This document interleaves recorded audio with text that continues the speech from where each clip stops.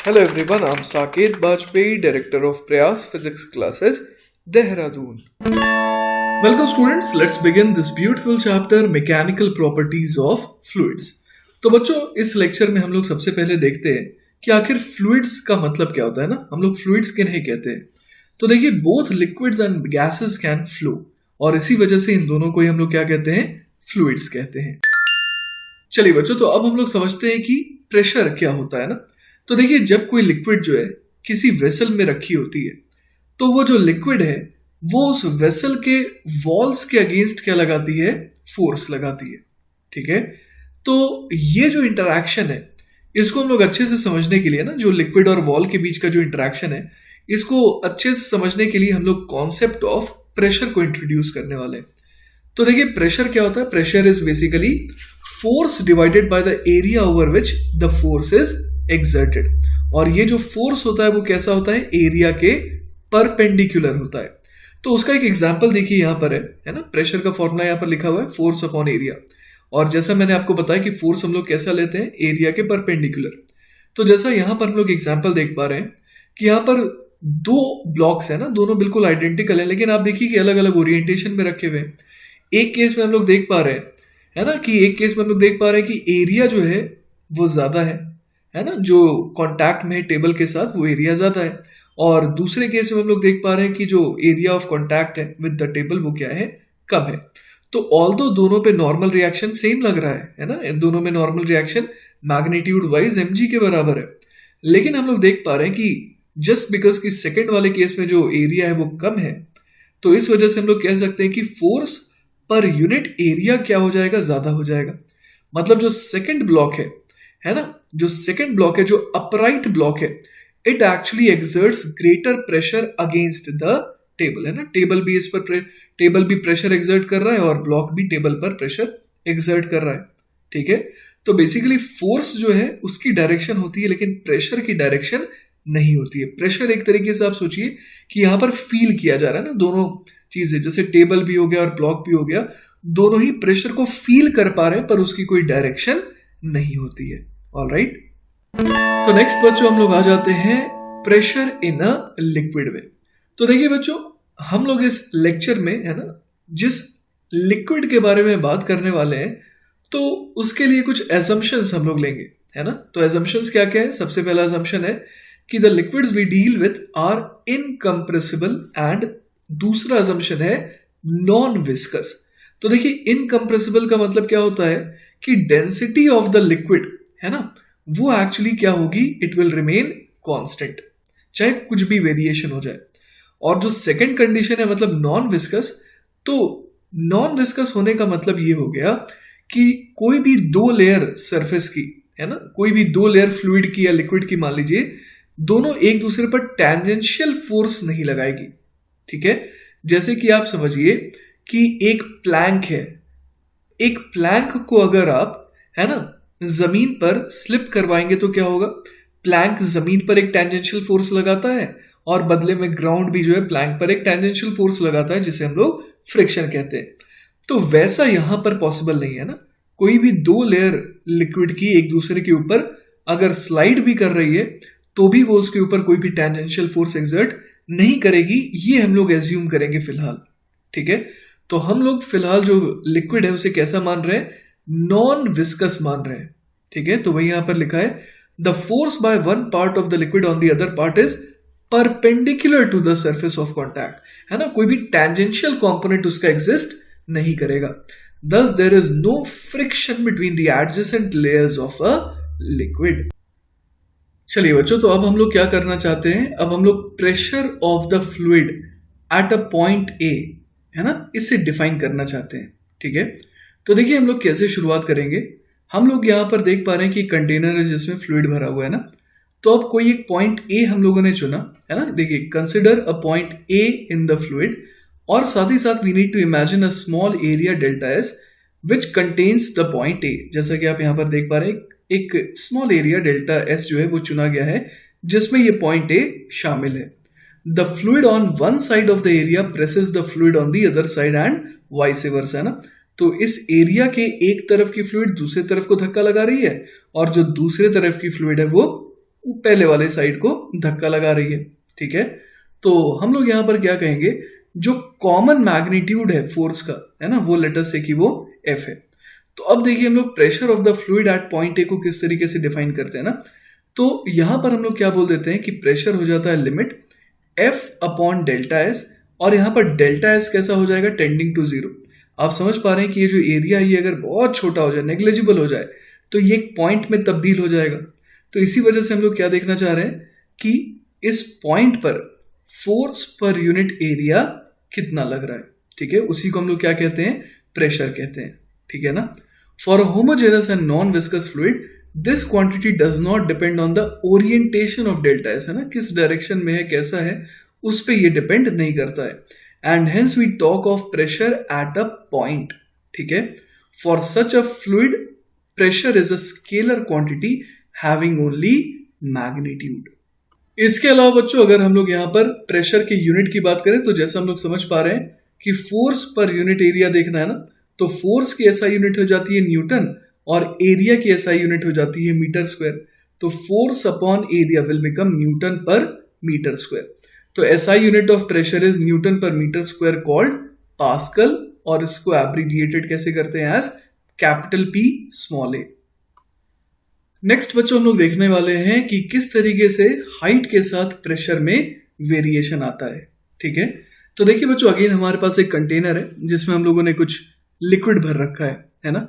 तो अब देखिए यहां पर हम लोग क्या कह रहे हैं कि यहां पर दो पॉइंट हम लोग देखने वाले हैं ना, ए और बी, जैसा कि आप यहां पर देख पा रहे हैं, है ना। Let us consider two points A and be separated by a small vertical height dz, है ना।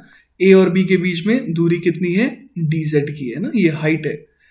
और साथ ही साथ देखिए यहां पर हमें क्या इमेजिन करना है, we need to imagine a horizontal area delta S1 जो कि ए पॉइंट को कंटेन कर रहा है, और बिल्कुल identical horizontal area delta S2 जो कि बी पॉइंट को कंटेन कर रहा है। इन दोनों का area delta S1 delta S2 बिल्कुल बराबर है, और लेट अस से कि वो कितने के बराबर है, डेल्टा S के बराबर है।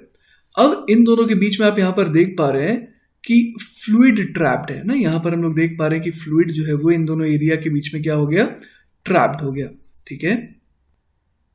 तो वही देखिए बच्चों यहां पर लिखा है कि consider the fluid enclosed between the two surfaces delta S1 और delta S2 and the vertical boundary joining them. तो हम लोग यहां पर समझ पा रहे हैं कि एक हम लोग सिलेंड्रिकल, है ना, सिलेंड्रिकल शेप के एक बाउंड्री को इमेजिन कर रहे हैं जिसके अंदर ये फ्लूइड ट्रैप्ड है। The vertical forces acting on this fluid are, है ना, देखते हैं कि कौन कौन से फोर्सेस जो है वर्टिकल डायरेक्शन में इस फ्लूइड पर एक्ट कर रहे हैं। तो सबसे पहला फोर्स हम लोग बोल सकते हैं F1 जो कि एक्ट कर रहा है वर्टिकली अपवर्ड डायरेक्शन में by the fluid below it, है ना। तो जैसा कि हम लोग यहां पर देख पा रहे हैं कि F1 फोर्स जो है वो डेल्टा S1 पर एक्ट करेगा नीचे से ऊपर की तरफ, है ना।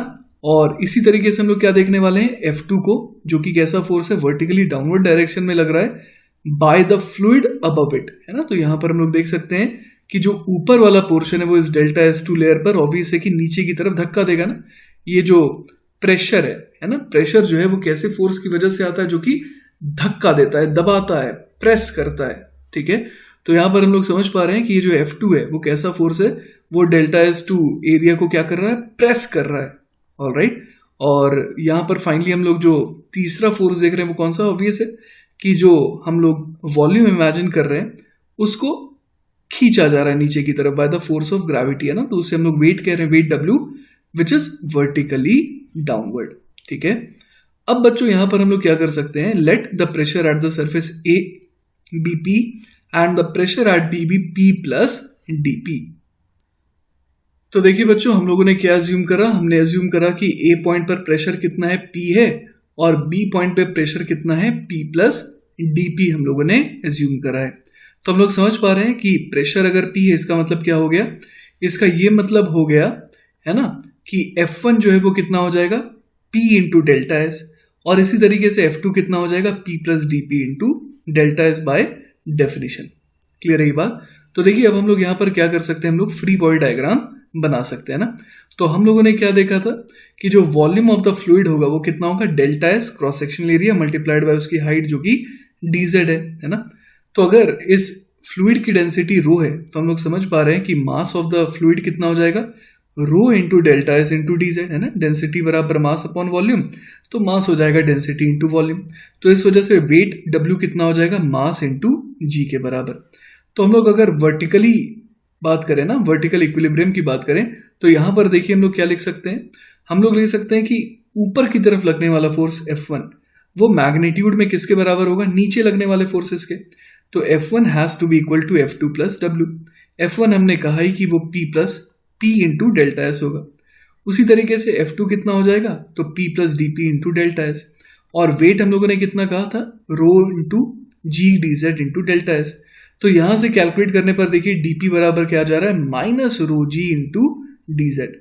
तो यहां से हम लोगों को क्या समझ में आ रहा है, ये माइनस साइन का सिग्निफिकेंस क्या है, हम लोग समझ पा रहे हैं कि as we move up through a height d z, तो प्रेशर एक्चुअली क्या हो रहा है, डिक्रीज हो रहा है ना, ये माइनस साइन हमें यही बता रहा है। और कितने अमाउंट से डिक्रीज हो रहा है, तो रो जी डी जेड अमाउंट से डिक्रीज हो रहा है, जहां पर रो क्या है बच्चों, density of the fluid at that point. तो बच्चों अब तक हम लोगों ने बात करी थी दो ऐसे पॉइंट्स के बारे में जिनकी बीच की जो दूरी थी वो कितनी थी, बहुत ही कम थी, है ना, डीजेड हम लोगों ने इसीलिए उसे कहा था। तो वहां पर हम लोगों ने रिलेशन क्या निकाला था, dP is equal to minus rho g dz, ये आया था, है ना। अब हम लोग चाहते हैं दो ऐसे पॉइंट को कंसिडर करना जिनके बीच में एक ठीक ठाक सेपरेशन है ना, फाइनाइट सेपरेशन हो। तो वही देखिए, now consider two points at z equal to 0 and at z equal to h। तो यहां पर देखिए z इक्वल टू 0 पर प्रेशर कितना माना गया, P1 माना गया, और z इक्वल टू h पर प्रेशर कितना माना गया, P2 माना गया। तो हम लोगों ने जो अभी अभी एक इक्वेशन देखी थी, dp बराबर माइनस रोजी डी जेड, तो उसमें अगर हम लोग यहाँ पर इंटीग्रेट करके लिमिट पुट करें तो हम लोग क्या लिख सकते हैं, हम लोग यहाँ पर लिख सकते हैं कि z इक्वल टू 0 पर प्रेशर कितना है, P1 है, और z पर प्रेशर कितना हो गया, P2 हो गया। तो यहाँ पर हम लोग क्या लिख सकते हैं, LHS तो सिंपली P2 माइनस P1 बन जाएगा, और RHS क्या हो गया, integration of minus rho g D z from 0 to z। अब देखिए अगर रो जो है वो हर जगह क्या रहेगा, अगर सेम रहेगा, अगर रो में कोई भी फर्क नहीं आ रहा है, तो हम लोग समझ पा रहे हैं कि माइनस रो जी जो है वो इंटीग्रल के बाहर आ जाएगा, और यहाँ पर इंटीग्रेशन ऑफ डी जेड जो है वो क्या बन जाएगा, z बन जाएगा। तो उस केस में P2 minus P1 will become minus rho g z. तो P1 बराबर क्या आ जाएगा, P2 plus rho g z, और z की वैल्यू हम लोगों ने h मानी है, तो हम लोग सिंपली क्या लिख सकते हैं, P1 is equal to P2 plus rho g h के बराबर। ठीक है, चलिए बच्चों, तो अब हम लोग बात करते हैं ऐसे दो पॉइंट्स की जो कि सेम हॉरिजॉन्टल लाइन में है इनसाइड द फ्लूइड। ठीक है, तो जैसा कि आप देख पा रहे हैं कि A और B पॉइंट हम लोगों ने चुना है जो कि बिल्कुल सेम हॉरिजॉन्टल लेवल पर है इनसाइड द फ्लूइड। अब हम लोग क्या करेंगे, जैसा पिछली बार किया था, we are going to select an area ना, डेल्टा S1, जिसमें A जो है वो एक हिस्सा हो। उसी तरीके से we are also going to find another similar vertical area delta S2 जो कि B पॉइंट को कंटेन कर रहा हो, है ना। और इस बार फिर से हम लोग डेल्टा S1 और डेल्टा S2 को कितने के बराबर ले रहे हैं, डेल्टा S के बराबर ले रहे हैं। ठीक है, now let us consider the liquid contained in the horizontal cylinder जो कि डेल्टा S1 और डेल्टा S2 से बाउंड है ना, ये सिलिंड्रिकल रीजन हम लोग इमेजिन कर सकते हैं। अब देखिए बच्चों, अगर प्रेशर एट पॉइंट A जो है उसे हम लोग P1 कहें और प्रेशर एट पॉइंट B को हम लोग P2 कहें, है ना, तो यहां पर हम लोग क्या बोल सकते हैं कि ये जो A है ना, A पॉइंट पर हम लोग क्या कह सकते हैं कि फोर्स कितना लग रहा होगा, P1 into delta S, right, towards right. और इसी तरीके से ये जो डेल्टा S2 एरिया है ना, जो B पॉइंट को कंटेन कर रहा है, इस पर ऑब्वियस है कि एक प्रेस करने वाला फोर्स लग रहा होगा ना, जो कि फ्रॉम राइट टूवर्ड्स लेफ्ट लग रहा होगा, लेफ्ट की तरफ लग रहा होगा। तो हम लोग यहाँ पर देख पा रहे हैं कि राइट की तरफ लग रहा है P1 डेल्टा S और लेफ्ट की तरफ लग रहा है P2 डेल्टा S, और फिर भी ये जो फ्लूइड है ये तो इक्विलिब्रियम में है। तो इसका मतलब क्या हो गया, इसका मतलब ये हो गया कि P1 delta S has to be equal to P2 delta S, और इस तरीके से हम लोग देख पा रहे हैं कि P1 is equal to P2। तो यहां से हम लोग क्या कंक्लूड कर पा रहे हैं कि pressure is same at 2 points in the same horizontal level. लेकिन आप यहाँ पर एक चीज नोटिस करिएगा कि हम लोगों ने यहाँ पर क्या मेक श्योर करा है कि ये जो लिक्विड है ना ये अनएक्सेलरेटेड है। क्लियर है ये बात? चलिए बच्चों, तो हमारा नेक्स्ट टॉपिक है Pascal's principle and it was given by Blaise Pascal. ठीक है, तो देखिए फ्लूइड प्रेशर के बारे में एक बहुत इंपॉर्टेंट फैक्ट हम लोग अभी जानने वाले हैं, और वो ये है कि a change in pressure at one part of the fluid will be transmitted undiminished to other parts, है ना। बिना किसी कमी आए, है ना, हर जगह सेम प्रेशर चेंज आपको दिखाई देगा. For example, if the pressure of city water is increased at the pumping station by 10 units of pressure, the pressure everywhere in the pipes of the connected system will be increased by 10 units of pressure, provided that the water is at rest. है ना, यहाँ पर हम लोग एक condition की बात करें कि एक स्टैटिक फ्लूइड की हम लोग बात करें ना, वाटर एट रेस्ट की, तो कहीं पर भी अगर आप प्रेशर में चेंज लाएंगे तो वो प्रेशर हर जगह फील होगा, है ना. जैसा कि एग्जांपल यहां दिया हुआ है कि अगर पंपिंग स्टेशन में 10 यूनिट ऑफ प्रेशर का चेंज लाया जा रहा है तो वो हर पाइप में वो फील होगा. ठीक है, और इसी रूल को कहा जाता है बच्चों पास्कल्स प्रिंसिपल. और वो क्या है? A change in pressure at any point in an enclosed fluid at rest is transmitted undiminished to all points in the fluid.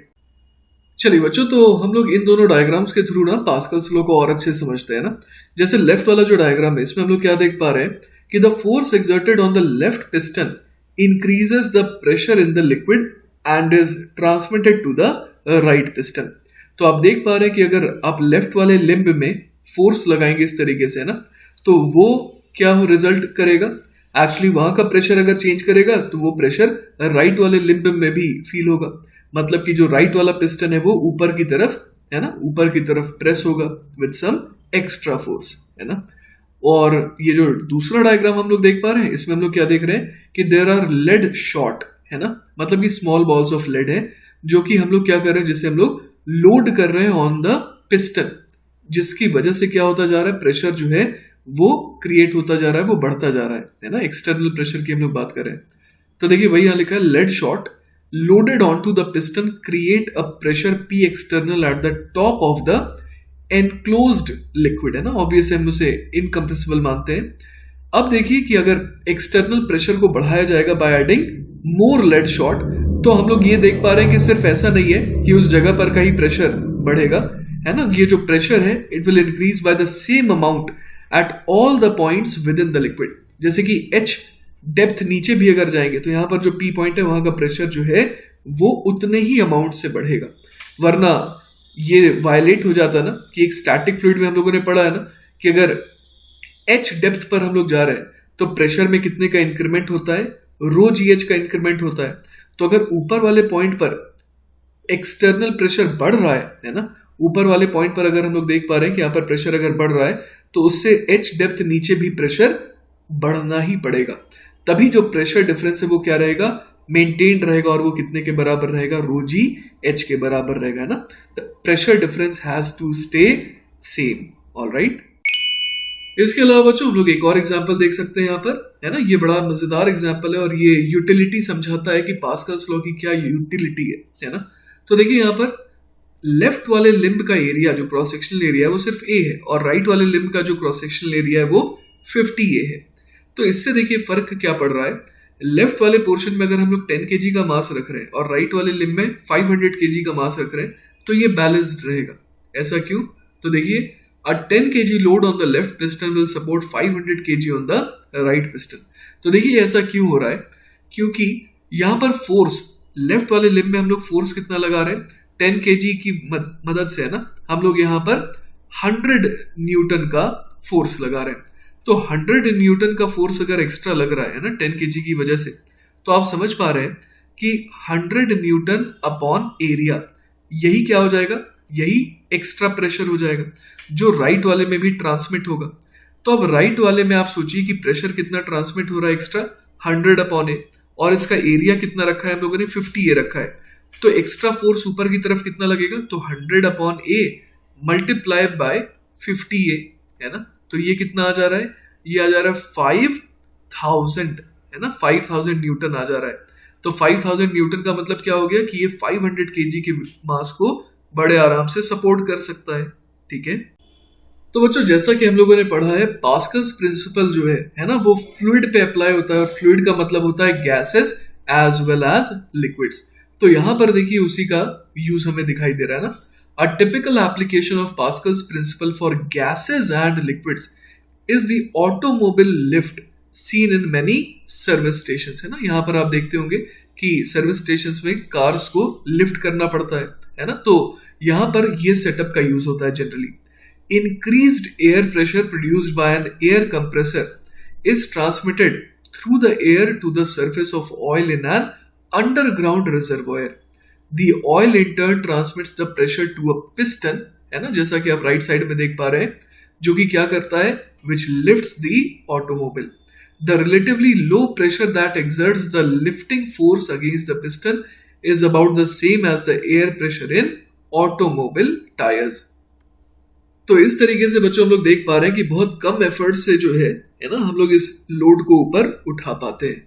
ठीक है, इसके अलावा बच्चों सिर्फ कार को उठाने के लिए नहीं, बहुत हेवी मशीनरीज में भी पास्कल्स प्रिंसिपल का यूज होता है ना, जैसे कि यहाँ पर हम लोग देख पा रहे हैं Pascal's principle at work in the hydraulic devices on this incredible machine. We can only wonder whether Pascal envisioned the extent to which his principle would allow huge loads to be so easily lifted. है ना, यहाँ पर हम लोग देख पाते हैं कि सिर्फ पास्कल्स प्रिंसिपल का यूज करके कितने हेवी लोड को भी क्या किया जा रहा है, यहाँ पर लिफ्ट किया जा रहा है. ठीक है बच्चों, एक चीज का ध्यान दीजिएगा, कम फोर्स लगा करके हम लोग दूसरी तरफ ज्यादा फोर्स जरूर गेन कर पा रहे हैं, ये बात बिल्कुल सही है, लेकिन ऐसा नहीं है कि यहाँ पर वायोलेशन ऑफ एनर्जी हो रहा है, ऐसा नहीं है ना. यहाँ पर देखिए लिखा है the hydraulic press does not violate energy conservation because a decrease in distance moved compensates for the increase in force. ठीक है, तो यहाँ पर देखिए क्या हो रहा है, दूसरी तरफ ऑल्दो फोर्स ज्यादा लग रहा है लेकिन डिस्टेंस कम मूव हो रहा है. लेफ्ट साइड में क्या हो रहा है, फोर्स कम लग रहा है लेकिन डिस्टेंस ज्यादा मूव करना पड़ रहा है. तो दोनों तरफ जो है आप समझिए कि वर्क डन है ना, बराबर ही हो रहा है. When the small piston in the figure is moved downward 10 centimeters, the large piston will be raised only 1/50th of this, मतलब कि 0.2 सेंटीमीटर. तो लेफ्ट वाले पर फोर्स कम लग रहा है लेकिन ये कितना नीचे जा रहा है, 10 सेंटीमीटर, और राइट साइड वाले में फोर्स जो है वो ज्यादा लग रहा है लेकिन वो सिर्फ कितना ऊपर जा रहा है, 0.2 centimetre. The input force multiplied by the distance moved by the smaller piston is equal to the output force multiplied by the distance moved by the larger piston. ठीक है, this is one more example of a simple machine operating on the same principle as a mechanical lever. चलिए बच्चों, तो Pascal's principal के ऊपर एक आसान सा सवाल देखते हैं. सवाल है, the area of cross section of the two arms of a hydraulic press are 1 centimeter square and 10 centimeter square respectively. A force of 5 Newton is applied on the water in the thinner arm. What force should be applied on the water in the thicker arm so that the water may remain in equilibrium? तो देखिए बच्चों, इस सवाल को कैसे किया जा सकता है. हम लोग देख पा रहे हैं कि लेफ्ट साइड में एडिशनल फोर्स कितना लगाया गया, 5 न्यूटन लगाया गया. तो इस 5 न्यूटन के फोर्स की वजह से कितना एक्स्ट्रा प्रेशर यहाँ पर क्रिएट हो गया, तो वो एक्स्ट्रा प्रेशर है 5 डिवाइडेड बाय एरिया है 1 सेंटीमीटर स्क्वायर, है ना. तो 5 न्यूटन अपॉन 1 सेंटीमीटर स्क्वायर, ये एक्स्ट्रा प्रेशर बिल्ड हुआ है. अब ये प्रेशर यहां पर भी ट्रांसमिट होगा, जिस वजह से एक अपवर्ड डायरेक्शन में फोर्स जो है वो एक आ जाएगा ना ऊपर की तरफ, और ये फोर्स कितना हो जाएगा, तो जो एक्स्ट्रा प्रेशर है मल्टीप्लाइड बाय यहाँ का क्रॉस सेक्शनल एरिया, और वो क्रॉस सेक्शनल एरिया कितना हो जाएगा, दिया हुआ है 10 सेंटीमीटर स्क्वायर. तो हम लोग देख पा रहे हैं कि 50 न्यूटन का यहाँ पर एक अपवर्ड फोर्स लग रहा है ना. तो अगर यहाँ पर कोई पिस्टन है तो उस पर ऊपर की तरफ 50 न्यूटन का फोर्स एक्स्ट्रा लगेगा because of this increase in pressure. तो उसको है ना रोक करके रखने के लिए है ना हमें क्या लगाना पड़ेगा, बाहर से एक F is equal to 50 newton का ही फोर्स लगाना होगा, ताकि ये जो वाटर है ना, इन द थिकर आर्म, वो क्या रहे, इक्विलिब्रियम में रह पाए. तो हमारा आंसर क्या हो जाएगा, F should be equal to 50 newton. ठीक है, चलिए बच्चों, तो let's learn some more things about our own atmosphere, है ना. The thickness of our atmosphere is determined by 2 competing factors, और देखते हैं वो कौन कौन से 2 फैक्टर्स हैं.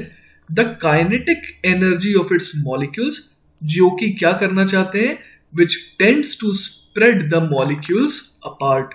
ठीक है, जो दूर करना चाहते हैं मॉलिक्यूल्स को.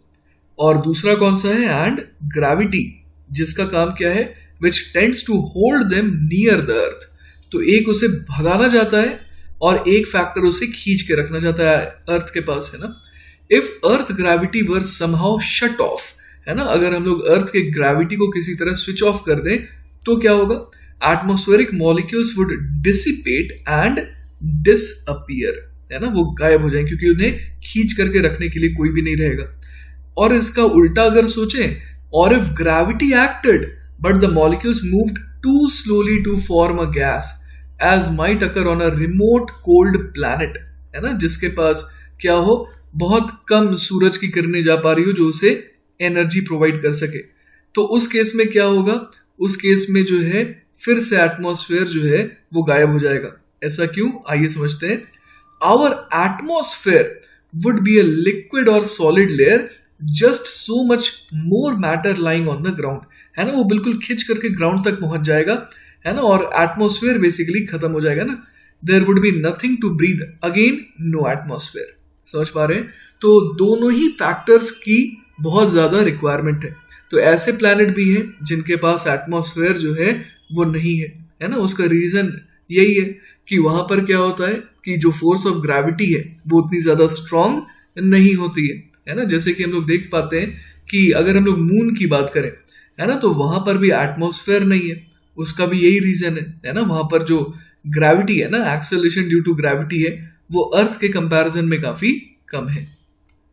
आगे देखते हैं बच्चों, but our atmosphere is a happy compromise between energetic molecules that tend to fly away and gravity that holds them back, है ना। दोनों का बहुत बढ़िया क्या चलता है, यहाँ पर कॉम्प्रोमाइज चलता है।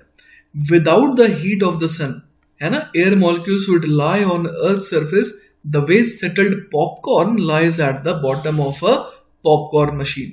But if heat is added to the popcorn and to the atmospheric gases, both will bumble their way up to higher altitudes. जैसा हम लोग देखते भी है ना, pieces of popcorn in a popper attain speeds of a few kilometers per hour and reach altitudes up to a meter or two, है ना। एक कंपैरिजन दिखाया जा रहा है। Molecules in the air move at speeds of about 1600 km per hour and bumble up to many kilometers in altitude. Fortunately, there is an energizing sun, there is gravity and earth has an atmosphere, है ना। तो यहाँ पर क्या हो रहा है, आप समझ पा रहे हैं कि जिस तरीके से हम लोग, है ना, पॉपकॉर्न को हीट प्रोवाइड करते हैं, तो वो क्या करता है, वो ऊपर की तरफ कूदना चाहता है ना, भागना चाहता है, लेकिन उसकी स्पीड कितनी रहती है, काफी कम रहती है एज कंपेयर टू, अगर हम लोग बात करें किसके बारे में, अगर हम लोग बात करें एयर मॉलिक्यूल्स के बारे में, है ना। तो वही यहाँ लिखा है, molecules in the air move at speeds of about 1600 kilometres per hour, है ना, and bumble up to many kilometres in altitude. इस वजह से जो है एटमॉस्फेयर जो है ना, वो कुछ मीटर्स का नहीं है बल्कि किलोमीटर्स में है ना। और फिर भी उसे खींच करके रखने के लिए क्या है, यहाँ पर ग्रेविटी है। तो यहाँ पर देखिए बच्चों, यहाँ पर एटमॉस्फेयर हम लोग देख पा रहे हैं ना। तो यहाँ पर सबसे मजेदार चीज देखिए क्या है, 99% of earth atmosphere is below an altitude of 30 kilometre, है ना, जो कि कितना है, लगभग 0.5% ऑफ अर्थ रेडियस। तो यहां पर देख पा रहे हैं कि मेजॉरिटी ऑफ द एटमॉस्फेयर जो है ना, वो अर्थ के सरफेस के बहुत ही ज्यादा पास है ना। तो यहां पर देखिए क्या लिखा है, यहाँ पर 50% of the atmosphere is below 5.6 kilometre, मतलब 5.6 किलोमीटर के अंदर 50% ऑफ द एटमॉस्फेयर है, ठीक है। अब देखिए यहाँ पर हम लोग देख सकते हैं कि जैसे जैसे हम लोग away from the earth surface जा रहे हैं, ये थोड़ा फेड अवे हो रहा है ना, एटमॉस्फेयर जो है वो थिन होता जा रहा है, ऐसा हम लोग कह सकते हैं। तो जो मेन एटमॉस्फेयर है वो अर्थ के सरफेस के बहुत ज्यादा क्या है, पास है ना। तो वही यहाँ लिखा है कि air is more compressed at sea level than at higher altitudes, like feathers in a huge pile. What is at the bottom is more squashed than what's nearer the top, है ना। जो ज्यादा नीचे है वो ज्यादा squashed है, वो ज्यादा दबा हुआ है। क्लियर है ये बात? तो बच्चों, जिसे हम लोग एटमॉस्फेरिक प्रेशर कहते हैं, है ना, वो जनरली क्या से डिनोट किया जाता है, पी नॉट से डिनोट किया जाता है ना। तो हम लोग बात करते हैं कि बिल्कुल सरफेस ऑफ द अर्थ पे हम लोग क्या प्रेशर फील कर रहे हैं, उसे हम लोग जनरली पी नॉट से डिनोट करते हैं। तो पी नॉट निकालने का तरीका क्या हो जाएगा, तो मैं आपको एक स्ट्रैटेजी बता देता हूं, है ना। जैसे कि मान लीजिए कि आप ओजोन लेयर, है ना, यहाँ पर जैसा कि इस डायग्राम में दिखाया जा रहा है, ओजोन लेयर से मान लीजिए कि आप z डिस्टेंस नीचे आए, ठीक है, और यहां से भी फर्दर आप कितना नीचे आना चाह रहे हैं, dz नीचे और आना चाह रहे हैं।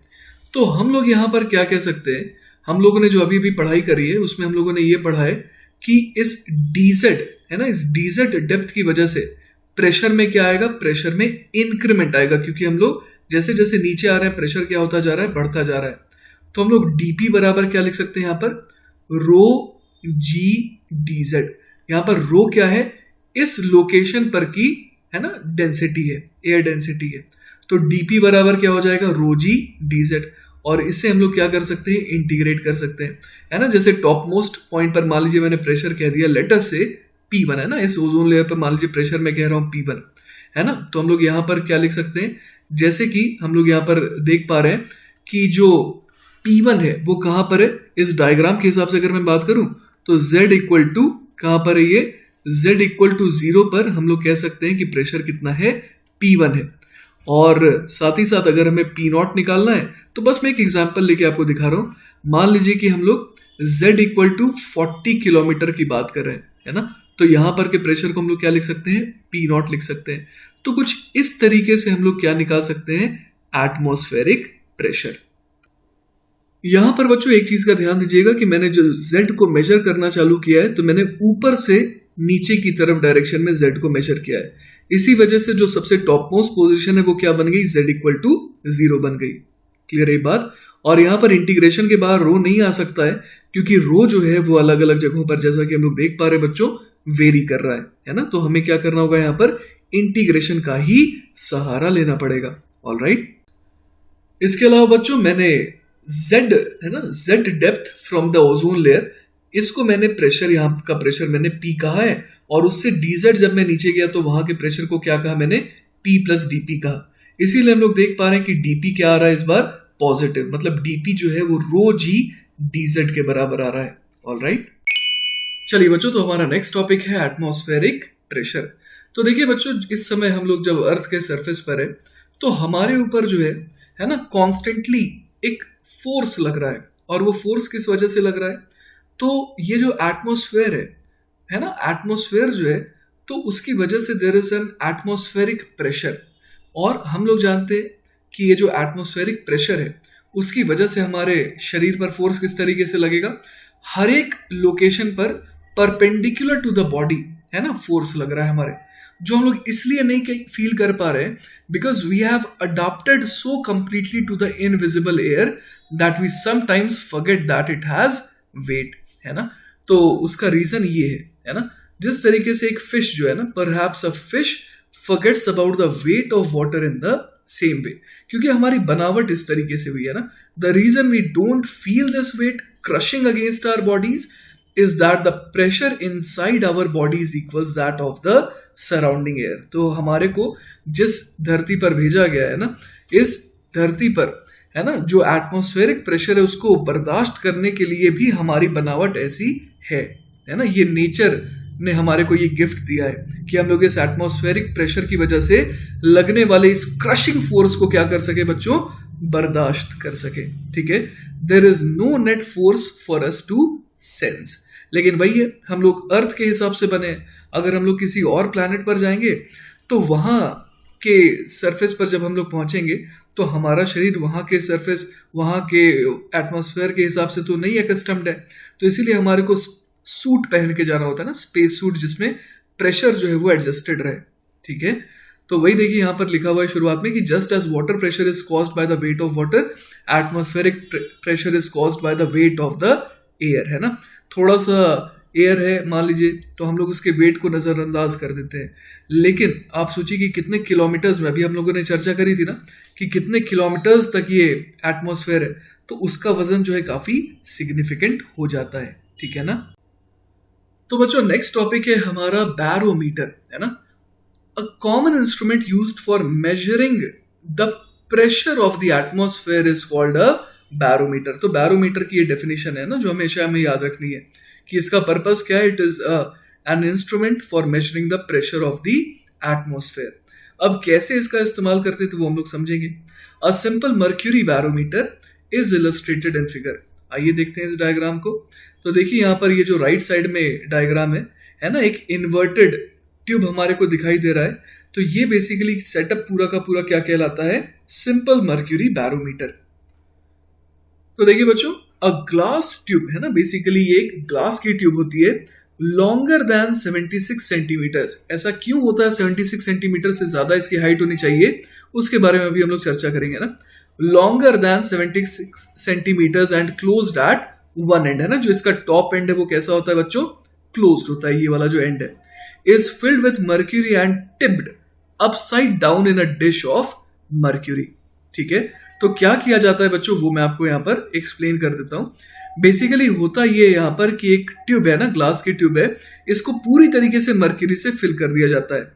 अब जो इसका ऊपर वाला एंड है उसको, है ना, थंब से पकड़ करके पलट दिया जाता है, मतलब इन्वर्ट कर दिया जाता है। थंब की क्यों जरूरत है, थंब की जरूरत है ताकि वो मर्क्यूरी जो है वो गिर ना जाए, है ना। उसके बाद हमें एक ट्रे लेना होता है ना, इस तरीके का एक ट्रे आप समझ लीजिए, जिसमें ऑलरेडी मर्क्यूरी थोड़ी सी भरी हुई है। तो अब इसमें जो है ना, इसमें हमें डिप करना है इस इन्वर्टेड ट्यूब को, और उसके बाद थंब को हटा देना है। तो जब बच्चों आप यहां पर, है ना, यहां पर आपका बेसिकली थंब था जिसने इसे सील करके रखा था, है ना, अब आप अपने थंब को यहां से क्या कर देते हैं, हटा देते हैं। तो क्या होता है, यहां पर कुछ मर्क्यूरी जो है ना, वो क्या होती है, यहां से इस तरीके से निकल जाती है ना। लेकिन अब आप समझिए कि यहां पर क्या क्रिएट हो जा रहा है, यहां पर तो क्रिएट हो जा रहा है वैक्यूम, है ना, यहां पर कुछ भी नहीं है बेसिकली। तो इस वजह से हम लोग समझ पा रहे हैं कि यहां पर क्या क्रिएट हो जा रहा है, वैक्यूम क्रिएट हो जा रहा है ना, मर्क्यूरी इधर से निकल रही है और यहां पर वैक्यूम क्रिएट हो जा रहा है। तो इसीलिए एक पर्टिकुलर, है ना, एक पर्टिकुलर फॉल आ जाने के बाद, है ना, जब हाइट कितनी रहती है, ऑलमोस्ट 760 मिलीमीटर रहती है या फिर 76 सेंटीमीटर रहती है, तो उसके बाद मर्क्यूरी फर्दर जो है यहां से इधर नहीं जाता है। ऐसा ये जो प्रोसेस है ये अब बंद हो जाता है, और इस तरीके से ये पूरा का पूरा सिस्टम इक्विलिब्रियम में रहता है। ऐसा क्यों होता है तो वो मैं आपको बता देता हूं। एक्चुअली वैक्यूम जो है, वैक्यूम का मतलब क्या हो गया, यहां पर कोई एयर नहीं है, तो यहां का प्रेशर हम लोग क्या लिख सकते हैं, 0 लिख सकते हैं। तो अब आप देखिए कि चूंकि ये तो अर्थ के सरफेस के बहुत पास की बात हो रही है, 76 सेंटीमीटर, है ना, तो यहां पर आप देखिए कि जी को हम लोग क्या मान सकते हैं, बिल्कुल कांस्टेंट मान सकते हैं। तो अब देखिए यहां पर हम लोग देख पा रहे हैं कि ये जो मर्क्यूरी है इसकी डेंसिटी मान लीजिए कि रो है ना, तो मर्क्यूरी की डेंसिटी रो है। तो अब हम लोग ये निकालना चाहते हैं कि ये जो 760 मिलीमीटर हाइट का जो ये जो मर्क्यूरी का कॉलम है इसका वजन कितना है, तो इसका वेट जो है वो कितना हो जाएगा, rho into G into H. Clear है ये बात, रो इंटू जी इंटू एच को अगर मैं किससे मल्टीप्लाई कर दूं, एरिया से मल्टीप्लाई कर दूं, तो ये क्या हो जाएगा, आइए देखते हैं, एरिया इंटू एच, ये क्या हो जाएगा, एरिया में किसे कह रहा हूं, ये जो क्रॉस सेक्शनल एरिया है ना, इससे मैं कह रहा हूं, है ना, तो cross sectional area multiplied by H, ये क्या बन जाएगा, ये बन जाएगा वॉल्यूम। वॉल्यूम को डेंसिटी से मल्टीप्लाई करेंगे तो मास, और मास को जी से मल्टीप्लाई करेंगे तो वेट बन जाएगा।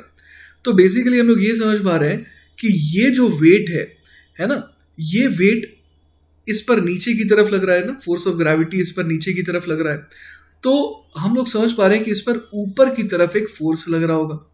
तो ऊपर की तरफ एग्जैक्टली कितना फोर्स लग रहा होगा, रो जी एच इंटू ए के बराबर ही लग रहा होगा। ठीक है, तो हम लोग समझ पा रहे हैं यहां पर कि ये जो कॉलम है ना, ये अपने नीचे वाले पोर्शन पर कितना फोर्स एक्सर्ट कर रहा है, रो जी एच इंटू ए एक्सर्ट कर रहा है। तो यहां पर प्रेशर कितना क्रिएट हुआ होगा, तो इस फोर्स को डिवाइड कर देंगे अगर एरिया से, तो हम लोग समझ पा रहे हैं कि प्रेशर कितना बिल्ड हो गया, रो जी एच बिल्ड हो गया। ठीक है, तो बच्चों अब मैं अगर आपको रो की वैल्यू बताऊं, है ना, मर्क्यूरी की डेंसिटी के बारे में बताऊं, तो वो होती है बेसिकली 13,600, है ना, मतलब कि 13.6 टाइम्स ये ज्यादा होती है किससे, वाटर की डेंसिटी से, है ना, 13.6 times the density of water. Density of water होती है 1000। ठीक है, तो यहां पर रो हम लोग क्या ले लेंगे, 13,600, और इसकी यूनिट क्या हो जाएगी, तो हम लोग जानते हैं डेंसिटी बराबर मास अपॉन वॉल्यूम, तो ये हो जाएगा केजी पर मीटर क्यूब। जी की वैल्यू को हम लोग लगभग 9.8 मीटर पर सेकेंड स्क्वायर ले सकते हैं, और एच हमें पता ही है कि वो कितना हो जाएगा, 760 अपॉन 1000 मीटर्स। तो जब आप रो इंटू जी इंटू एच करेंगे तो ये कितने के बराबर आ जाएगा, rho into G into H, ये लगभग आ जाता है 10 to the power 5 newton per metre square के बराबर। तो यही होता है बच्चों एटमॉस्फेरिक प्रेशर। तो अब आपको समझ में आ रहा होगा बच्चों कि जब इसकी हाइट 760 mm हो जाती है तब ये फर्दर फॉल नहीं कर सकता है। फर्दर फॉल क्यों नहीं कर सकता है, क्योंकि यहाँ का जो प्रेशर है ना बच्चों, यहाँ का pressure has to be same as यहाँ का प्रेशर, और यहाँ का प्रेशर तो हमें पता है कि वो तो एटमॉस्फेरिक प्रेशर के बराबर होगा। तो जिस समय, है ना, इसका नाम मैं ए दे देता हूँ, इसका नाम बी दे देता हूँ, तो जिस समय क्या हो जाए, pressure at A equal to pressure at B equal to कितने के बराबर हो जाए, पी नॉट, मतलब एटमॉस्फेरिक प्रेशर के, तो उसके बाद ये मर्क्यूरी का लेवल और फॉल नहीं कर सकता है ना, वरना बी पॉइंट पर सेम प्रेशर नहीं हो पाएगा as compare to A point. और हम लोगों ने ये पढ़ा है ना कि स्टैटिक फ्लूइड में क्या होता है कि सेम हाइट पर प्रेशर जो है सेम फ्लूइड में क्या होता है, सेम होना पड़ता है। क्लियर है ये बात? तो अब आपको समझ में आ गया होगा कि क्या फिनोमेना है यहाँ पर बैरोमीटर का। तो वही बात देखिए बच्चों यहाँ पर भी मेंशन थी, आइए एक बार उसको रीड कर लेते हैं यहाँ पर, है ना। तो हम लोगों ने देखिए यहाँ तक देखा था कि a glass tube longer than 76 centimetre, 76 centimetres से ज़्यादा क्यों होनी चाहिए, इससे कम होगी तो दिक्कत है ना, इससे कम होगी तो आप समझ पा रहे हैं कि यहाँ पर फॉल करने की तो टेंडेंसी रहेगी नहीं, है ना। तो यहाँ पर हम लोग देख पा रहे हैं कि 76 सेंटीमीटर से ज़्यादा होनी चाहिए, तभी यहाँ पर कुछ वैक्यूम भी आ पाएगा। ठीक है, तो ये डायग्राम जो है ये 76 सेंटीमीटर से ज़्यादा की ट्यूब से बनाया गया है ना।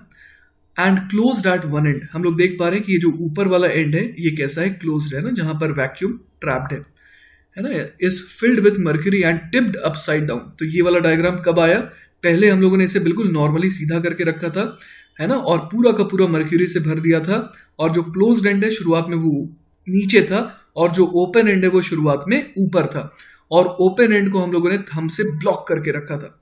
फिर हमने पलटा और पलट के उसको इस ट्रे के अंदर, मर्क्यूरी से भरे ट्रे के अंदर डुबा दिया, फिर धीरे से हाथ हटाया ना, अंगूठे को हटाया, और फिर क्या हुआ कि थोड़ा सा मर्क्यूरी जो वो बाहर निकला, लेकिन जब, है ना, इस कॉलम की हाइट 760 mm हो गई, तब फिर और फर्दर मर्क्यूरी बाहर निकलना बंद हो गया, है ना।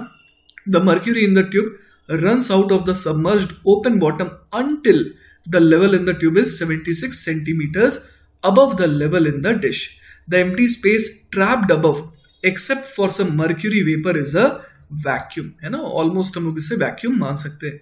The vertical height of the mercury column remains constant even when the tube is tilted, है ना, थोड़ा टिल्ट भी करेंगे तो भी ये हाइट जो है ना, ये क्या रहेगी, सेम रहेगी, unless the top of the tube is less than 76 centimeters above the level in the dish, in which case the mercury completely fills the tube, है ना। तो उस केस में बाहर निकलने की तो खैर कोई गुंजाइश है ही नहीं। और इनफैक्ट बच्चों उस केस में जो टॉप मोस्ट पॉइंट है वहां पर प्रेशर जो है वो जीरो नहीं होगा ना, तभी तो हम लोग समझ पा रहे हैं कि net pressure bottom most point पर कितना आ जाएगा, अभी भी पी नॉट के बराबर आएगा। तो जिस केस में 76 सेंटीमीटर से कम रहेगा तो उस केस में क्या होगा, वो ऑब्वियस है कि ट्यूब भरा ही रहेगा पलटने के बाद भी, और जो टॉप मोस्ट पॉइंट है वहां पर प्रेशर क्या रहेगा, वो जीरो नहीं रह सकता है। ठीक है ना। इसके अलावा बच्चों अगर आप ये 10 to the power 5 newton per metre square या फिर 100 किलो पास्कल, है ना, अगर आप इसको समझना चाहते हैं तो ये क्या है, आइए देखते हैं। The weight of air bearing down on a 1 square metre surface area. 1 square metre surface area क्यों, क्योंकि आप देखिए 10 to the power 5 newton per metre square का मतलब क्या हुआ कि यूनिट एरिया में, मतलब 1 मीटर स्क्वायर एरिया में कितना फोर्स एक्सर्ट हो रहा है, तो 10 to the power 5 newton force exert हो रहा है। तो वही यहां लिखा है कि the weight of air bearing down on a 1 square metre surface area, है ना, at sea level is about 100,000 newton. In other words atmospheric pressure is about 10 to the power 5 newton per metre square, है ना। तो ये जो हवा है, तो ये हवा भी सोचिए कितना ज्यादा फोर्स लगा रही है यूनिट एरिया पे, 10 to the power 5 न्यूटन के बराबर। ठीक है, चलिए बच्चों तो नेक्स्ट सवाल देखते हैं। अगला सवाल है, water is filled in a flask up to a height of 20 centimetre. The bottom of the flask is circular with radius 10 centimetre. If the atmospheric pressure is 1.01 into 10 to the power 5 Pascal, find the force exerted by the water on the bottom. Take G equal to 10 meter per second square and density of water equal to 1000 kg per meter cube. तो देखिए बच्चों सवाल में basically क्या दे रखा है, सवाल में हमें ये दे रखा है कि h हाइट तक, है ना, h बराबर कितना 20 सेंटीमीटर, है ना, तो मैं यहाँ पर h लिख देता हूँ कि h हाइट तक वाटर जो है वो फिल्ड है इस फ्लास्क में। और जैसा कि हम लोग देख पा रहे हैं बॉटम ऑफ द फ्लास्क कैसा है, सर्कुलर है, और रेडियस जो है वो r इक्वल टू 10 सेंटीमीटर दे रखा है। अब यहाँ पर बोला गया है कि जो एटमॉस्फेरिक प्रेशर है ना, पी नॉट, वो कितना है 1.01 इंटू 10⁵ पास्कल दिया हुआ है। अब हमसे क्या बोला है कि ये जो बेस है ना, तो उस पर लगने वाला फोर्स निकालना है ना, find the force exerted by the water on the bottom. तो जो बॉटम है उसके ऊपर पानी कितना फोर्स लगा रही है वो हमें निकालना है। तो देखिए बच्चों, यहां पर मैं इस पानी का फ्री बॉडी डायग्राम बनाना चाह रहा हूं, है ना।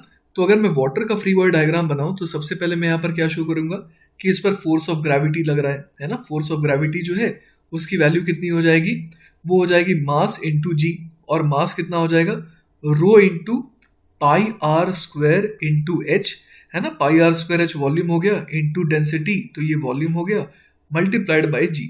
तो ये हमारे पास क्या आ गया, ये बेसिकली एम जी आ गया, मतलब कि वेट। ठीक है, अब हम लोग यहाँ पर देख पा रहे हैं कि ऊपर से इस पर एक और फोर्स लग रहा है ना। तो ऊपर से इस पर एक और फोर्स कौन सा लग रहा है, तो एटमॉस्फेयर जो है ना, वो इस पर क्या लगा रहा है, वो उस पर एक फोर्स लगा रहा है। तो बच्चों ये वाला फोर्स कितने के बराबर हो जाएगा, तो P nought multiplied by cross section area, मतलब कि ये कितने के बराबर आ जाएगा, P not into pi R square के बराबर, है ना। हम लोग देख पा रहे हैं ना, यहाँ पर हवा है, नॉर्मल एयर है, तो यहाँ पर इस तरीके से फोर्स तो लगेगा ही, है ना, नीचे की तरफ। और प्रेशर वाला फोर्स है, मतलब कि ये परपेंडिकुलर टू द सरफेस होगा। तो यहाँ पर हम लोग वर्टिकल डायरेक्शन में लगने वाले फोर्सेस की बात कर रहे हैं, क्योंकि हमारे को जो बॉटम है उस पर लगने वाला फोर्स बताना है, और वो फोर्स वर्टिकल डायरेक्शन में ही हो सकता है। तो यहाँ पर हम लोग समझ पा रहे हैं कि जो यहाँ पर जो बेस है ना, वो पानी के बॉटम मोस्ट सरफेस पर कितना फोर्स लगाएगा। तो लेट अस से कि वो ऊपर की तरफ इस तरीके से, है ना, इस तरीके से ऊपर की तरफ फोर्स लगा रहा है। ठीक है, तो हम लोग जानते हैं बाय न्यूटन्स थर्ड लॉ कि जितना फोर्स पानी इस बेस पर लगा रहा है, बेस ऑफ द कंटेनर पर, है ना, उतना ही फोर्स कौन लगा रहा है, उतना ही फोर्स लगा रहा है container on the water surface, है ना, ये जो बॉटम मोस्ट वाटर की सरफेस है। तो यहां देखिए हम लोग क्या लिख सकते हैं कि ये फोर्स है लेट अस से एफ, क्लियर है, और यही हमें निकालना भी है।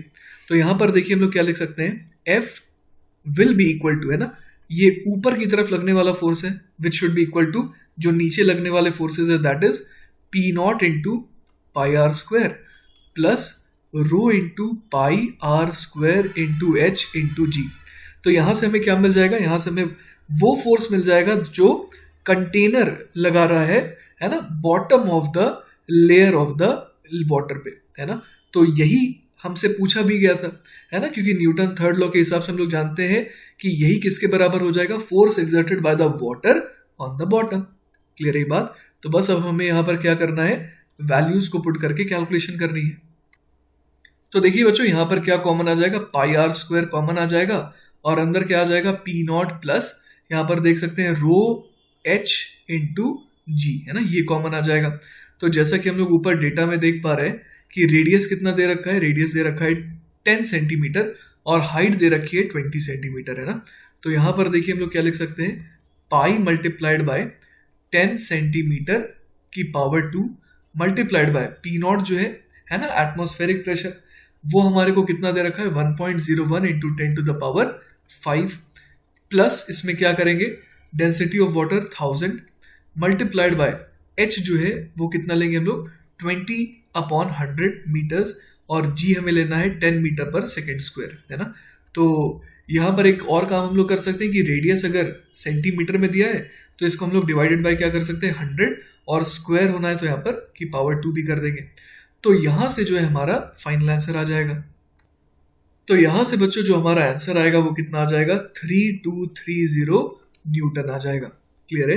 तो ये हम लोगों ने निकाला वो फोर्स का मैग्नीट्यूड जो किस पर लग रहा है, वाटर के बेस पे लग रहा है बाय द कंटेनर, और इन रिटर्न हम लोग समझ सकते हैं कि इतना ही फोर्स एक्सर्ट होगा on the bottom of the container. चलिए बच्चों, तो एक और बहुत ही इंपॉर्टेंट डिवाइस है, उसको हम लोग देखते हैं। ये डिवाइस का नाम है बच्चों मैनोमीटर, है ना। Manometer is a simple device to measure the pressure in a closed vessel containing a gas. ठीक है, it consists of a U-tube having some liquid. One end of the tube is open to the atmosphere and the other end is connected to the vessel. ठीक है, तो जैसा कि आप देख पा रहे हैं बच्चों, यहाँ पर क्या है, यहाँ पर हम लोग देख पा रहे हैं कि सबसे पहले क्लोज्ड वेसल है जिसके अंदर क्या भरा हुआ है, जिसके अंदर भरा हुआ है गैस। ठीक है, अब यहां पर आप देख पा रहे हैं कि एक यूट्यूब कनेक्टेड है और इस यूट्यूब में क्या है बच्चों, यहां पर लिक्विड है। ठीक है, अब एक एंड इसका जो है वो ओपन टू द एटमॉस्फेयर है, मतलब यहां पर प्रेशर हम लोग समझ पा रहे हैं कितना होगा, पी नॉट होगा, एटमॉस्फेरिक प्रेशर होगा। और जो दूसरा एंड है वो कनेक्टेड टू द वेसल है। तो मतलब हम लोग समझ पा रहे हैं कि ए पॉइंट पर है ना, इस पॉइंट पर जो प्रेशर होगा वो किसके बराबर होगा, प्रेशर ऑफ द गैस के बराबर होगा। क्लियर है? तो देखिए यहाँ पर कैलकुलेशन हम लोग किस तरीके से करने वाले हैं। The pressure of the gas is equal to the pressure at A. बिल्कुल सही बात है, जैसा भी अभी हम लोगों ने कहा था कि जो प्रेशर है ना, प्रेशर ऑफ द गैस है, वो किसके बराबर होगा, प्रेशर एट ए पॉइंट के बराबर होगा, क्योंकि उसके नीचे तो लिक्विड की वजह से प्रेशर क्या होता जाएगा, प्रेशर जो है वो बढ़ता जाएगा जैसे जैसे हम लोग नीचे जाएंगे ना। अब एक और मजेदार चीज देखिए बच्चों यहाँ पर, और वो मजेदार चीज क्या है कि जो प्रेशर ए पॉइंट पर होगा ना, वही प्रेशर एक्चुअली कहां पर होगा, इस पॉइंट पर भी होगा, क्योंकि सेम लिक्विड है ना, ये सेम लिक्विड है और सेम लिक्विड में सेम लेवल पर हम लोग जा रहे हैं, तो जो प्रेशर है ना वो क्या होगा, सेम होगा इन दोनों जगहों पर। तो pressure at A is equal to pressure at B. अब बच्चों मैं चाहता हूं ना कि आप जो है सिर्फ इतने से पोर्शन को देखिए। अब तो बाहर प्रेशर कितना है बच्चों, पी नॉट है ना, बाहर प्रेशर जो है वो पी नॉट है। मैं आपको याद दिला देता हूं कि हम लोगों ने बैरोमीटर पढ़ा था ना, उसमें क्या था, उसमें अलग कहानी थी, उसमें ये ऐसे करके क्लोज्ड था और यहाँ पर वैक्यूम हुआ करता था ना, उस समय यहाँ पर वैक्यूम हुआ करता था, जिस वजह से यहाँ पर प्रेशर कितना था, 0 था। लेकिन इस बार तो ऐसी कोई भी कहानी नहीं है ना, तो यहाँ पर प्रेशर ऑलरेडी कितना है, यहाँ पर प्रेशर ऑलरेडी जो है वो पी नॉट है, तो उसमें और कितने की बढ़ोतरी होगी, एच डेप्थ नीचे जाने पर, तो रो जी एच से प्रेशर जो है वो क्या होगा, और बढ़ जाएगा, है ना। तो हम लोग यहाँ पर क्या कह सकते हैं, हम लोग कह सकते हैं कि pressure at B will be equal to pressure at C plus rho G H, है ना, और प्रेशर एट सी कितना है, वो तो पी नॉट के बराबर है। तो हम लोग इस तरीके से क्या निकाल लिए, प्रेशर एट ए निकाल लिए, मतलब कि हम लोगों ने निकाल लिया प्रेशर ऑफ द गैस, है ना, वो P not plus rho G H आ रहा है। When P naught is the atmospheric pressure, H is equal to BC is the difference in the levels of the liquid in the two arms and rho is the density of the liquid. अब जो excess pressure है ना बच्चों, P minus P naught, उसे कहते हैं gauge pressure. ठीक है, चलिए बच्चों तो नेक्स्ट सवाल देखते हैं। अगला सवाल है, the liquids shown in figure in the two arms are mercury जिसकी स्पेसिफिक ग्रेविटी दी हुई है 13.6 and water. If the difference of heights of the mercury columns is 2 centimeter, find the height h of the water column. तो बच्चों सबसे पहले मैं आपको एक्सप्लेन कर दूं ये स्पेसिफिक ग्रेविटी का मतलब क्या होता है। स्पेसिफिक ग्रेविटी ऑफ मर्क्यूरी का मतलब हो गया डेंसिटी ऑफ मर्क्यूरी, है ना, डेंसिटी ऑफ मर्क्यूरी को अगर मैं किससे डिवाइड कर दूं, डेंसिटी ऑफ वाटर से, तो ये क्या कहलाता है, स्पेसिफिक ग्रेविटी। क्लियर है ये बात? तो specific gravity basically relative density जैसी चीज होती है। ठीक है, तो अब देखिए बच्चों हम लोग समझ पा रहे हैं कि यहाँ पर density of height of the mercury column हमारे को कितना दे रखा है, 2 सेंटीमीटर। तो आप ऐसे सोचिए कि दोनों लिम्ब तो ओपन है, ओपन टू द एटमॉस्फेयर, तो यहाँ का प्रेशर पी नॉट, यहाँ का प्रेशर भी पी नॉट। अब लेफ्ट वाले साइड में आप देखिए कि ये वाटर है एच हाइट तक, तो इस जगह का प्रेशर है ना, इस जगह का प्रेशर हम लोग कितना कह सकते हैं, यहाँ का प्रेशर हम लोग कह देंगे P not plus rho water into G into H. उसी तरीके से यहां पर का प्रेशर हम लोग कितना कह देंगे, ये हो जाएगा P not plus rho of mercury, है ना, into G into 2 centimetre. Clear है बात? लेकिन आप देखिए कि अगर हम लोग यहां पर बात करें, है ना, तो ये बिल्कुल हॉरिजॉन्टल लेवल है, और हॉरिजॉन्टल लेवल के अलावा हम लोग ये देख पा रहे हैं कि यहां पर भी, है ना, ये जो मर्क्यूरी है लेफ्ट साइड में, जो मर्क्यूरी है बिल्कुल उसका टॉप मोस्ट पॉइंट, और यहाँ पर भी राइट साइड में आप देखिए कि यहाँ पर मर्क्यूरी है, तो सेम लिक्विड है, सेम हॉरिजॉन्टल पोजीशन है, तो प्रेशर क्या होना चाहिए, बराबर होना चाहिए। तो हम लोग यहाँ पर स्ट्रेट अवे क्या लिख सकते हैं, P not plus rho of water into G into H has to be equal to P not plus rho of mercury into G into 2 centimetre. ठीक है, पी नॉट से पी नॉट कैंसिल आउट हो गया, तो देखिए हमारे पास क्या आ जाएगा, rho water into G into H is equal to rho H G into G into 2 centimetre. तो यहाँ से जी जो है वो कैंसिल आउट हो गया, और साथ ही साथ हम लोग यहाँ पर क्या देख पा रहे हैं कि h/2 है ना, यहाँ पर h जो है वो किस में आएगा, सेंटीमीटर में आएगा। तो h/2 इज इक्वल टू कितना आ जा रहा है, density of Hg upon density of water, जो कि कितना हो जाएगा 13.6 हो जाएगा ना। तो यहाँ से हम लोग क्या समझ पा रहे हैं कि h जो है वो कितना आ जा रहा है, h जो है वो हम देख पा रहे हैं कि आ जा रहा है 27.2 सेंटीमीटर। और यही क्या हो जाएगा बच्चों, हमारा फाइनल आंसर। ऑलराइट, चलिए बच्चों, तो नेक्स्ट सवाल देखते हैं। सवाल है, a cylindrical vessel containing a liquid is closed by a smooth piston of mass m as shown in the figure. The area of cross section of the piston is A. If the atmospheric pressure is P0, find the pressure of the liquid just below the piston. तो देखिए बच्चों, यहाँ पर क्या कहा गया है कि एक स्मूथ पिस्टन है। स्मूथ इसलिए ताकि ये जो पिस्टन है इस पर कोई भी फ्रिक्शन फोर्स ना लगे because of the cylindrical vessel. ठीक है, तो यहाँ पर हम लोग देख पा रहे हैं बच्चों कि अगर इस है ना, अगर इस पिस्टन का हम लोग फ्री बॉडी डायग्राम बनाए, ठीक है, तो इस पर क्या लग रहा है फोर्स, एक तो नीचे से नीचे की तरफ लग रहा है mg, ठीक है, और साथ ही साथ ऊपर से इस पर एक और फोर्स लग रहा है P0 इंटू ए, ठीक है, जो कि क्या है, एटमॉस्फेरिक प्रेशर की वजह से लगने वाला फोर्स है ना, ऐसा हम लोग कह सकते हैं। और इसके अलावा हम लोग मान सकते हैं कि ठीक है ना, just below the piston pressure मान लेते हैं कि कितना है, just below the piston the pressure is P। तो यहां पर हम लोग क्या कह सकते हैं कि ऊपर की तरफ है ना, ऊपर की तरफ यहां पर एक फोर्स लगेगा जो कि कितने के बराबर हो जाएगा, P इंटू ए के। तो इन सारे फोर्सेस की बदौलत ये जो पिस्टन है ये इक्विलिब्रियम में है, क्योंकि फ्रिक्शन तो है नहीं। तो हम लोग यहाँ पर क्या लिख सकते हैं बच्चों, नीचे की तरफ लगने वाले फोर्सेस का summation has to be equal to ऊपर की तरफ लगने वाले फोर्सेस।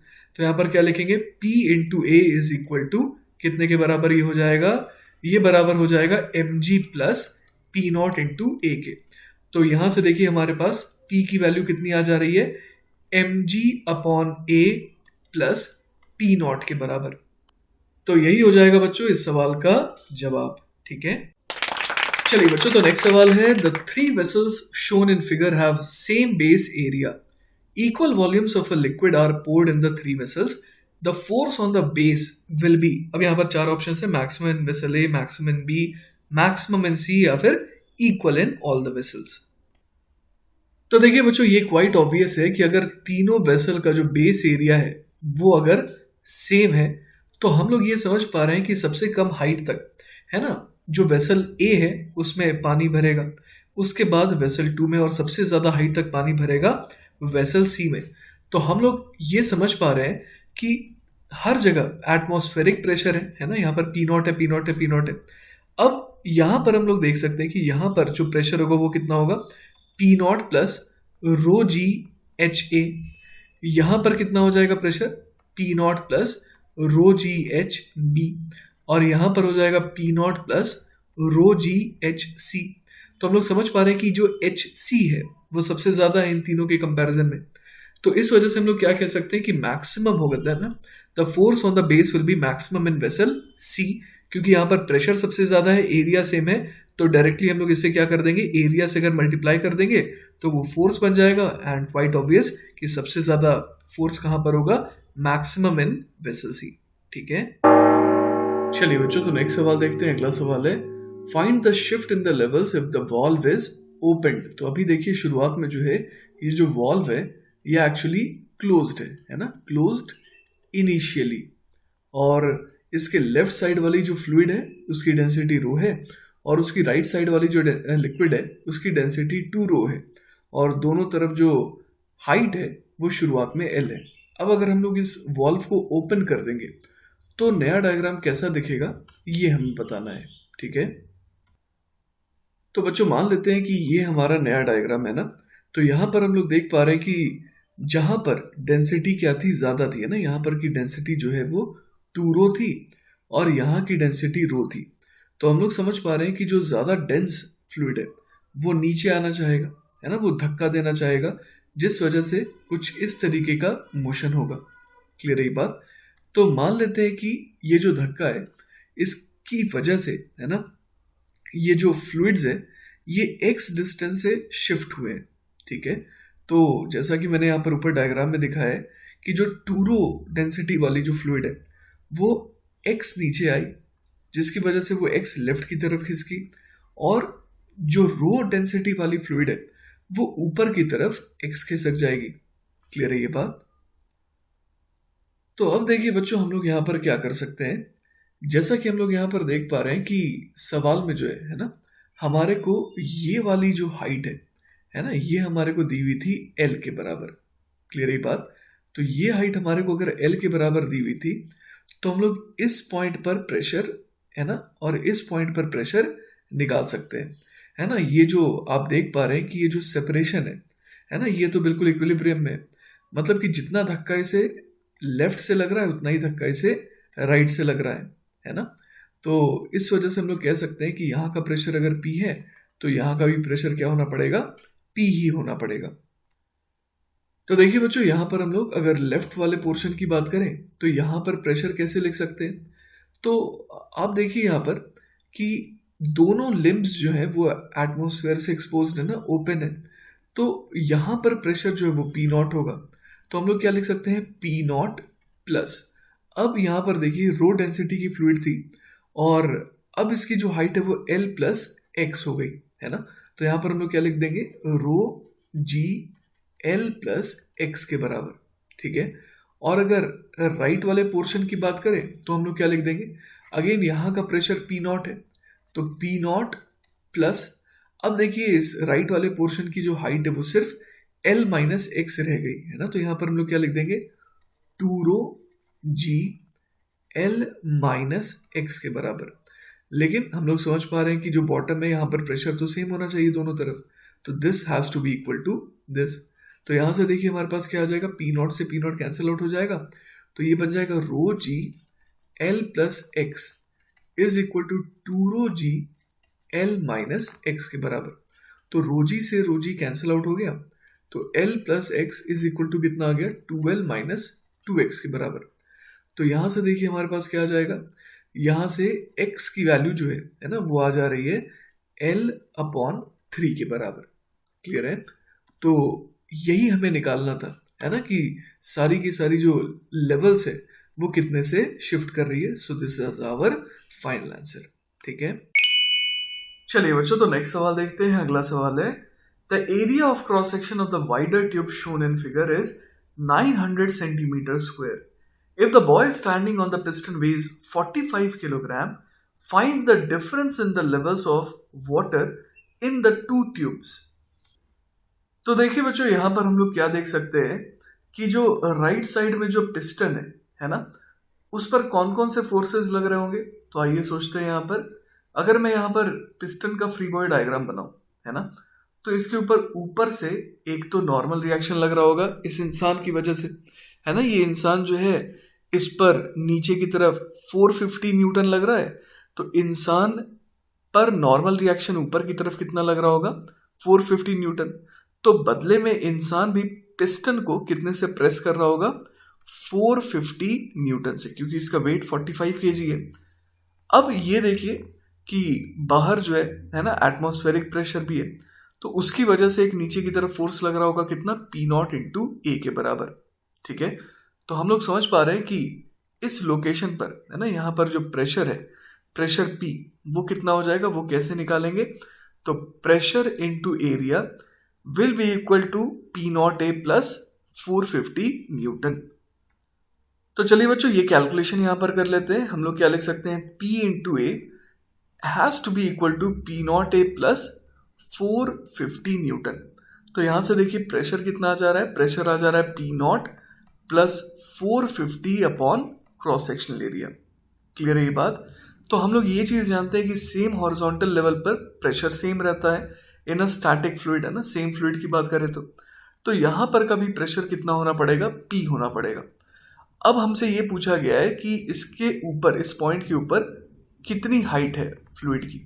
तो इस हाइट को मैं क्या कह देता हूँ? H कह देता हूँ।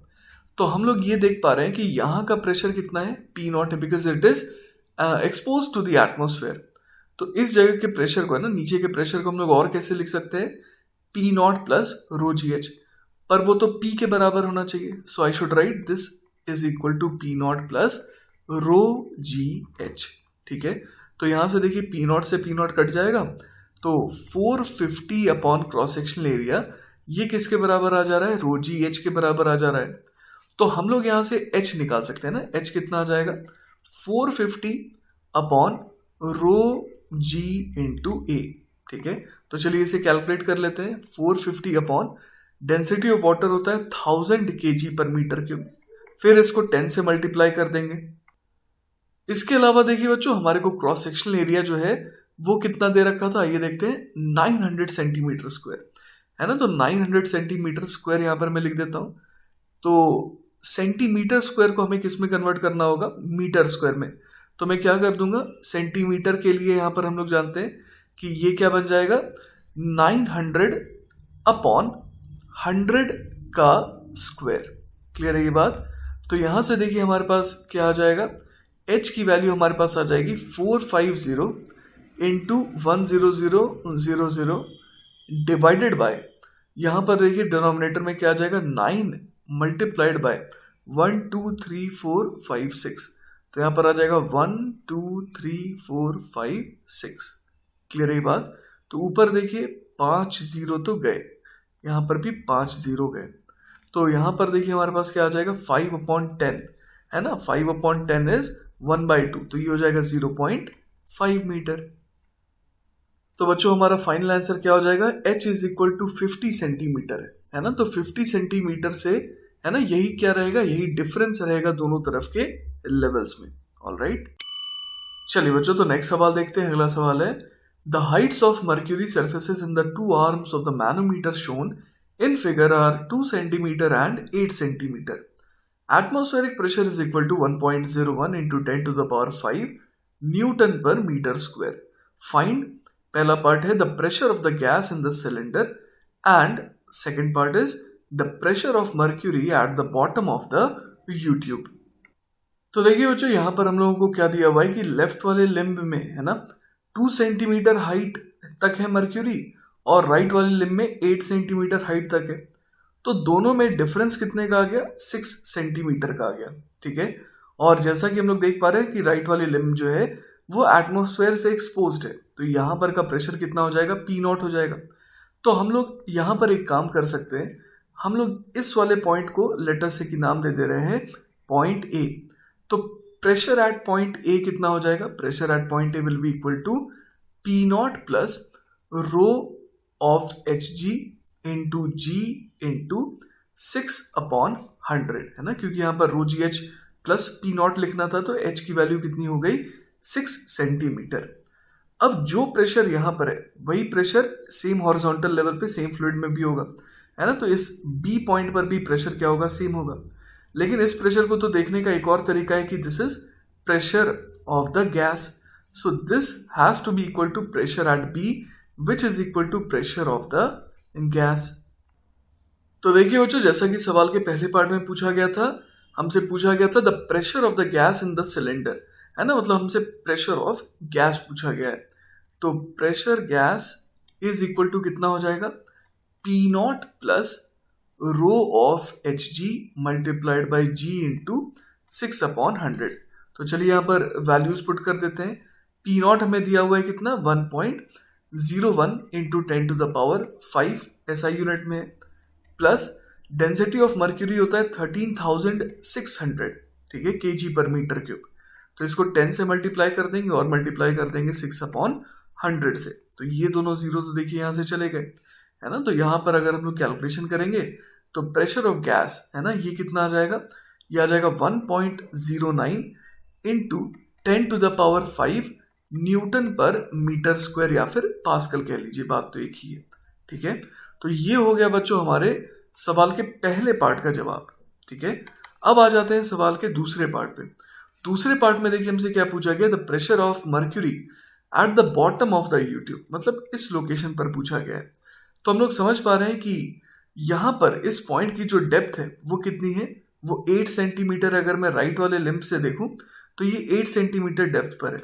ठीक है, तो देखिए बच्चों इस पॉइंट का नाम लेट अस से कि मैं C दे दे रहा ना, तो प्रेशर एट पॉइंट C कितना हो जाएगा, तो राइट वाली लिम्ब से देखें तो it will be equal to P0 plus rho of mercury है ना, रो इंटू G इंटू 8/100 है ना, क्योंकि टॉप से हम लोग देखें तो यहाँ पर कितने हाइट तक की मर्क्यूरी कॉलम है, तो 8 सेंटीमीटर है।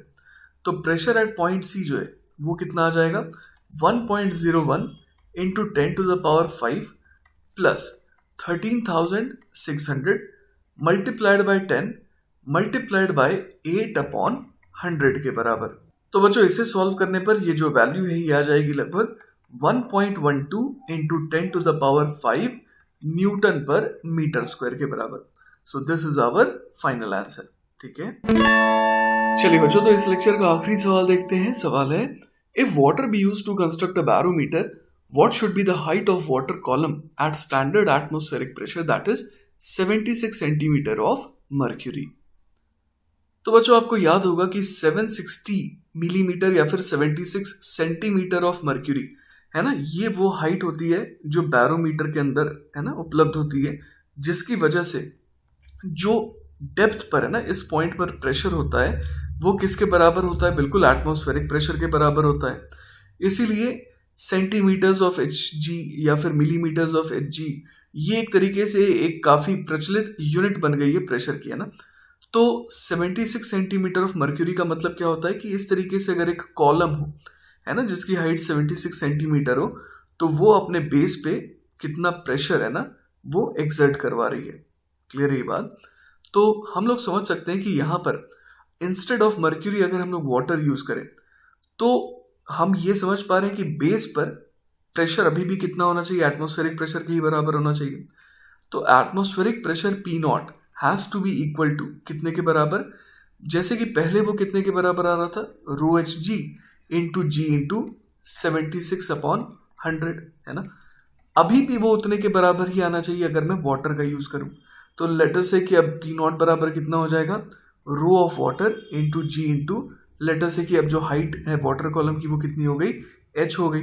तो यहाँ से देखिए हमारे पास क्या आ जाएगा, यहाँ से हम लोग देख पा रहे हैं कि g से g तो कैंसिल आउट हो जा रहा है ना। तो यहाँ से h की जो वैल्यू है वो कितनी आ जाएगी, rho H G upon rho of water है ना। साथ ही साथ यहाँ पर हम लोग क्या लिखेंगे 76/100, ये सारा मीटर में आएगा ना, क्योंकि हम लोगों ने यहाँ पर मीटर चुना है ना, SI यूनिट में सारी चीज़ों को रखा है।